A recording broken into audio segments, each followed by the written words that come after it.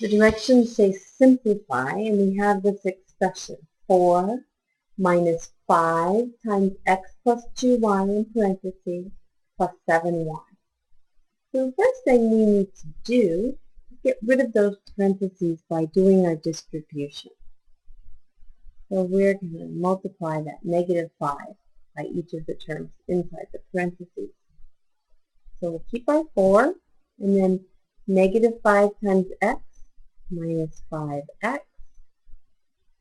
Negative 5 times positive 2y is negative 10y.